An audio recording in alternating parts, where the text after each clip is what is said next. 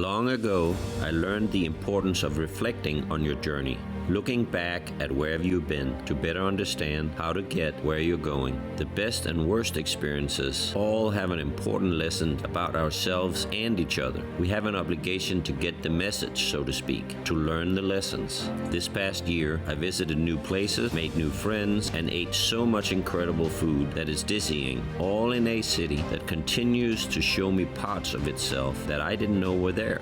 I met people who found better lives here, others who are living out their dreams in this place. As I look back and reflect on all of the year's experiences, in an attempt to sum up what I learned, I find that I don't get very far, because all I can think about is the food.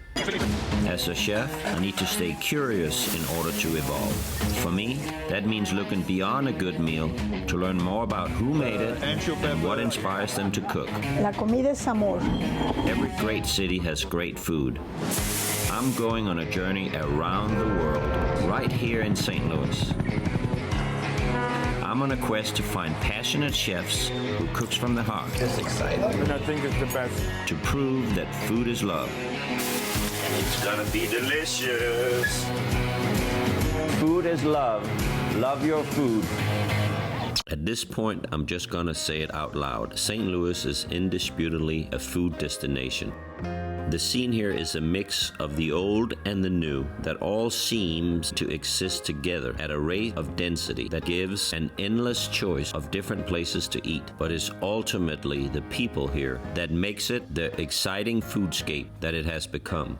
I'm stopping in to spend time with the owner of Cafe Napoli, an immigrant that came to St. Louis as a teen with no family connection and nothing to his name. Italian restaurateur Tony Pietoso has been serving food in Clayton for more than 30 years now. Yeah. Even I would admit that I don't know a lot about Malaysia. You know, I grew up in Malaysia, which is a multicultural country. Every part of the life are influenced by a different culture. Yeah. From Muslim, from Indian, from Chinese. We are a big melting pot. Take in all the spices, food, style, technique, culture, everything. At what point were you in Malaysia and decided you want to come to America? Early 20s. I think it's because of the 90210. 90210? That one. Well, you know, this is the wrong zip code. It is a wrong zip code. It is. Family and service are the hallmarks of the Citizen Kane experience. But the other big reason that people come here is for the meat. To find out what makes steaks good enough for Citizen Kanes, I'm up with the sun, riding along with cattleman Brock Meyer of Meyer Cattle Company. I'm with him this morning as he checks some of his herd. Brock raises black Angus cattle. Obviously, it's very important what they eat, right? Yes, very important. We work with a nutritionalist, that builds our rations for us. So much like a human's diet, it's balanced and it's... Is it good? It's a little dry, in my opinion. Di Gregorio is an old-school Italian grocer that has all the specialties. Muffalata, olives, meats, dressings, just to name a few. A lot of cheese. Well, look at here. There you go, Danish Fontina. Danish Fontina, right? It's very good cheese. I appreciate There's you saying Danish that. everywhere we go today. How can anyone not be a fan of this? Everyone loves brunch. It's very delicious. Thank you very much.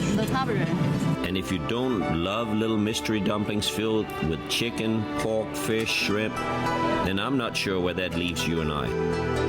But I digress. Okay. And keep it playful. I think that's what it's all about. All right. Almost immediately, I'm seeing this is going in a direction I didn't anticipate. How did I get into this position? Literally. Better yet, how am I gonna get out? This isn't what I had imagined. Obviously, knowing nothing about jiu-jitsu, I assumed I was gonna be learning a couple of arm grabs, maybe some kind of little foot move to trip an opponent. Something more flashy, maybe a little less choky. When we roll, you're basically wanting to make sure this end, when it rolls, hits this part. Okay. Okay? So from the side you can see where I'm at. And then you want to take your hands, your fingers up here. So your thumbs are on this side, and then your fingers are here. As you're rolling this up, you want to push this in. Okay. And kind of hit that spot. Yes. And then kind of squeeze in. And then you're gonna take this and then one more roll. And then kind of roll it, yep, and then squeeze. And then you wanna make sure this part's on the bottom. All right. Yes, wow, look at you. Izumi, a tiny Japanese fire truck turned sando pop-up cart. Chicken yakitori and colorful milk bread sandos are a feast for the eyes. I'm trying to mimic kombini food, which is convenience store food. It's a lot more entrenched in Japanese society because they're always on the go, so they're always looking for something good. So it's not the same sort of gas station food stigma that is here. You actually get a really good meal at a kombini. I do about 70-80% pre-orders, and they sell out very quickly these days. And then I have a little bit for walk-ups. I've heard a lot about this food, but this is my first chance to try it. And I think we need more stuff like this. Pure genius and evidence of the vibrancy of the food scene. I've been going to restaurants all my life and always has a basement where you're gonna have chance encounters with whoever. This is part of the romance of having a restaurant. When you find the tomatoes treated as well as the wine, it's usually a sign the meal's gonna be a good one. So for an Italian, tomatoes are just as valuable as the wine. Exactly. So it has to be treated like the good wine. Absolutely. What is it about St. Louis that brought you back here? I think first of all, St. Louis is my home, and I wanted to help kind of continue the already great trajectory of St. Louis restaurants. I think that when I was younger, it's like you thought you had to open a restaurant in New York or in Chicago or a big city like that, and now I think more and more cooks are realizing that that's not the case really. You can open, there's great restaurants in smaller cities all over the US, and I think that that's really cool to see, is just like this great food trends and great communities of chefs kind of banding together and creating their own culture within their hometowns. And I think that's really awesome. And I think St. Louis is an amazing chef culture and camaraderie and all of that. And so I'm humbled to be a part of it, really. Mac and cheese dog. Oh, wow. All right, here. I'll give you half. Yep. You give me half. Awesome. So what do you drink with a hot dog? Cold soda. Cold soda? Yep. And that's what you have to? Yes. Okay. What's up there, drink? Cold soda, I guess. How about a diet? Guess I need a cold soda. I'm trying to do everything the right way. Right. That's part of the experience. All right. Make it, Jamaican. It doesn't matter how old you are, there's just something about a hot dog. Kind of like just let it mix in, and then I'll just finish a little bit by hand. Miss, do you want to do the piping honors, or should I? No way! Let me do it. You can try your hand down it. Yeah. So we start kind of like about a ½ inch above, and just squeeze, just like that. And then the hard part is the cookies cook a little crazy, so we try to match them up as best we can. The pastry chef in me can't help to take a bag and ice a few of them by myself. Like riding a bicycle. I grew up in a pastry shop. I've done this a few times too. I was like, this is not his first time. No. I'm getting in the spirit now. You're hired. Next, I'm going to Kevin's home to make pizzas in his backyard and meet his wife, Mina. I couldn't be more excited. As you might expect from an award-winning chef, there's an oven in his backyard, and it's beautiful. Kevin has his mise en place ready, and the oven is heating up. By the looks of the spread, these pizzas are gonna be good. You probably don't have any problem getting people over when you cook here in the backyard. I don't know. It's fun. It was something that I was like, you know, if anything I can do in my backyard, I wanted to do this because my kids are engaged. They can do it with me, and it's fun. It's something they always love to eat, and then it's so versatile. I can cook like, you know, porchetta. I can do like, you know, ribs. I can do so many things. Beautiful bread. Kind of clean the floor of it. And you know how masculine that looks too when you shoot in there with that thing? Yeah. I traveled a little this year and realized just about anywhere you go, you can find a connection to St. Louis. From Key West, Florida to Tulsa, Oklahoma, the food scene in St. Louis has branches that extends past the city limits in every direction. I scoured the St. Louis scene for long enough now that being in another city feels like being in an alien landscape. Tulsa is or feels like a little big city. It's easy to get around here. The nightlife is happening, there's an art scene, and the kind of eclectic places that makes a city hip. There's no shortage of places to eat or grab a drink, all of them new to me. I don't start to darken any of their doors. I'm looking for something more familiar, comfort food if you will, something to make me feel like I'm back in St. Louis. It almost feels like we're in the way, right? Yeah, no, you are. We are. Yeah. We're in the way. Yeah. It's good. The dual kitchen setup could be a recipe for disaster, but here it's running like a well-oiled machine. This is what we all love, the craziness of a kitchen. We are right in the middle of this restaurant, Kevin Nash's restaurant, and this is what I live for. I mean, there's a lot of things going on in here. To hear Kevin talk about La Tertulia is to hear tales about the old city of gold, but it's not a myth. Kevin has brought new life to something his grandparents created, and the food here is exceptional. At the end of a long day, I'm glad I came to Tulsa to experience this myself. I'm crossing the 7 Mile Bridge in search of the place that I heard about in every Jimmy Buffett song. Each key bringing me closer to the feeling I've been chasing since first realizing that I was a parrot head. I came here to get away, sure, but what is it that I'm hoping to find? Is it freedom, an alternate way of living, the proverbial cheeseburger in paradise, maybe? Or is it some remaining sliver of Hemingway's Key West that's drawn me here? I'm not really sure, but it's a safe bet. Whatever I'm looking for has something to do with food. Now, where exactly are we right now? This is Boca Grande Island. The Keys don't stop in Key West. They keep going continually west. It goes Keys, Marquesas, which are behind us, and then the Tortugas. So we're about maybe 8 to 10 miles west of Key West. This is George Hansford. As the captain of Courage, George flexes a disposition with his boat that leaves little doubt that he was born on one. To see him, you might think you're looking at a modern-day version of Ernest Hemingway, and maybe you are.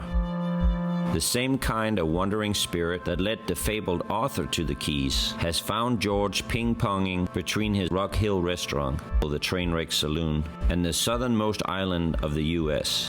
That's right, George is a native St. Louisan. In fact, his restaurant is the oldest operating bar in St. Louis County.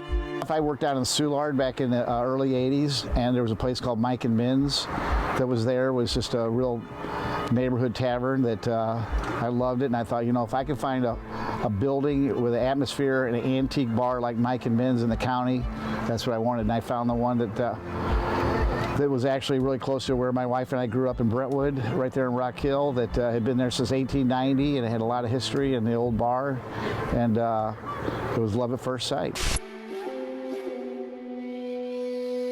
To a lot of the world, traditional Japanese culture carries a mystical sense. The kimonos, the rituals, the meaning assigned to everyday things. This is Chado, or the way of the tea, the art of the Japanese tea ceremony. As a guest, I show respect for the host by paying attention to the preparations in my surroundings. Every part of the ceremony is conducted with close attention to detail. There is little talking. mostly focus on appreciating the small things. The details like the flower arrangement, the heating of the water, the making of the tea. There's meaning and beauty in all of it. Even this building, an authentic Japanese tea house, was specially constructed for this one particular purpose. Today I'm in Seiwa Inn Garden, the garden of pure, clear harmony and peace. But despite how it might seem, I haven't traveled to Japan to take part in a traditional tea ceremony. In fact, I haven't even left St. Louis. The diversity in St. Louis still surprises me. Nearly everywhere you go, you can find food spots that focus on different kinds of cuisine. But to me, when I see beautiful sushi or catch the smell of soul food cooking, I think about the people and the family behind it. Beets. Mm-hmm. Beets are my favorite. They are? Yeah. Awesome. What color are you? What's your favorite color beet? Well, any beet. Yeah. So yeah, this is just a little fresh, and it's all vegetarian, all vegan. You know, just the breadcrumbs, olive oil, salt, pepper on everything, and then herb sauce. You just roasted all the vegetables in the oven? Mm-hmm. The hallmark of a good food scene is inclusion. Not just inclusion of food from other places, but inclusion of foods for people with different needs, goals, diets. It's not about really having a fully vegetarian, vegan, plant-based, whatever word you want to use, restaurant. It's more about normal restaurants offering all of these beautiful dishes for everybody so that we can all sit around the table together. Can I make one? Yes, oh, absolutely. Please. Go ahead. You can make any shape you like. I feel bad. I'm normally doing all the cooking. Snap here in the middle, and then the first one is go to the side, pinch a little bit. Okay. So now you have room to go a little bit further. Each crease, you can make creases. I see. It's like making pies, right? Pot pie? Yeah. This is a real story that my grandma told me. Making dumpling is a very good way to tell your future daughter-in-law what kind of person she is, to get to know her, because the dumpling that the person made have a very few creases. That means she's not detail-oriented. I see. But you have too many creases. That means this one is a little bit too meticulous and sometimes maybe hard to deal with. See, I have a little bit of creases, not too many, so I'm easy to deal with. You are great, yes. You are the perfect son-in-law. You're not having any cake? Am I the only one? Oh wow, I didn't even realize that you I dug a hole over here. That's good. Oh man. I'm really liking jiu-jitsu now. If this is how we refuel cake and smoothie. Yeah, that's how we do it. Smoothies and cake after jiu-jitsu. That's hilarious. An innocent question about chef pants, and here I am. A crowd is literally forming outside the curtains. A dress-up experiment for the whole shop. No, those pants will look great when you're not on camera, right? When you're relaxed. I have a tiki bar at home. It's more like the tiki bar, right? That's a tiki bar pant. That's a tiki bar pants. I like it. Yeah. Jimmy Buffett would approve. I think so. Yes. That's all that matters. This is something that I will never forget. And the irony of it all still gets me. LV and her family has never felt comfortable coming into my restaurant. Just the same way that there are little to no white clientele going into Gourmet Soul. The food is unbelievable. Misconceptions close doors. As restaurant owners, we face similar but opposite problems. And still, in spite of problems and misconceptions, the truth remains that food is for everyone. It can nourish us, comfort us, and like it has here today, it can bring us together. Sharing moments in the kitchen with so many incredible chefs is something that I do not take for granted. Each time I'm learning something new and getting a glimpse into the mind and lives of other people. People that are just as sick in the head as me. So in Italy, that's what we do, you know?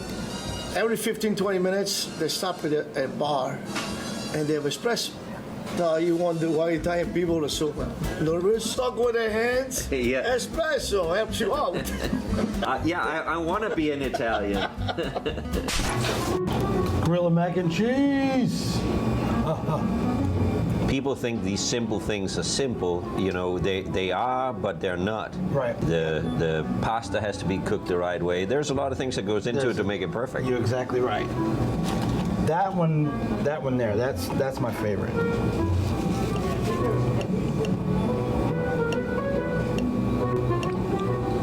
You can't talk when you're eating a hot dog. No, you can't. Mm-hmm. Drumstick or thigh? Either or. I'm fine. Thigh. In Malaysia, in Southeast Asia, if you're a good boy, you have drumstick. Yeah. It's a reward. Huh. Yeah. Well, I'll take a drumstick then. So you're a good boy. To thigh. Yep. What, I'm not getting a drumstick after you said that? This is a secret of youth.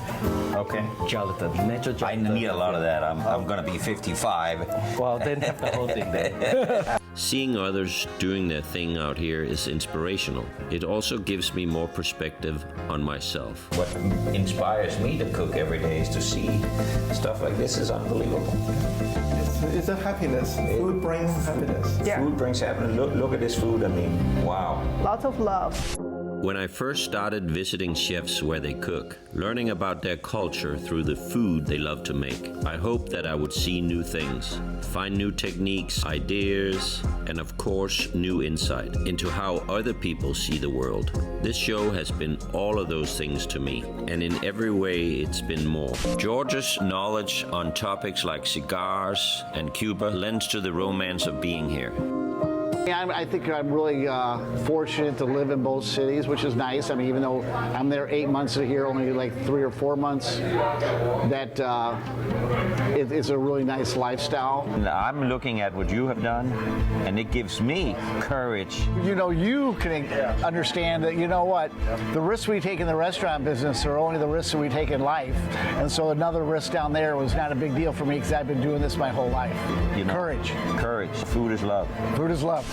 I think I get it now. On the surface, the tea ceremony seems like it's about the tea, but in reality, it's about developing deeper appreciation for everything, noticing the details. In older times, even the samurai was required to leave his swords outside of the tea house, because inside the tea room, no matter your stature in life, everyone is considered equal. Food is love, so tea is also love because we are preaching the same things: respect, tranquility, harmony. Yes. Food has brought me to places I never would have gone, introduced me to new ideas. To broaden your horizons, start with an open mind and an empty stomach. It was just a perfect day. So at the end, what did I learn from it anyway? Well, I learned that it's pronounced linguine, not linguini. Linguini alla vongole. Linguine. I made Chinese dumplings for the first time. Found out that mac and cheese does belong on a hot dog. Discovered there is in fact no decent cheeseburgers in paradise. I learned to roll sushi from a couple of pros. I made pizza in Kevin Nash's backyard. Separated 2 ribs. Ate a cake without cutting it. Played cowboy for a day. Learned to cook vegan. Dug carrots on a farm. Had my first snoot sandwich. And did my best to right an old wrong in my old neighborhood. That's a pretty good year in review, if I'm allowed to say so. At the end, what I learned is simple, really. The best way to put yourself in somebody else's shoes is to go where they live and eat what they eat. So that's exactly what it's all about, is trying something different. And once you try something different, you're all of a sudden open to a lot of other new things, you know, and that's how food is. Food is a little gateway to another culture where, you know, you take the chance, you open the door, they let you in, and you get to see something completely different. As far as food in this city, the possibilities are limitless. There is a mountain of options, and we only visited a few. But you should really just explore for yourself. You need that in the world. You need to have more love, and a great way to start with that is to start with something that you need every day, and that's food. Food is love. Food is love. E la pasta deve essere al dente. Pasta che al dente, la cosa che dire. Well, you can't ask for any more. Good glass of wine, al dente pasta.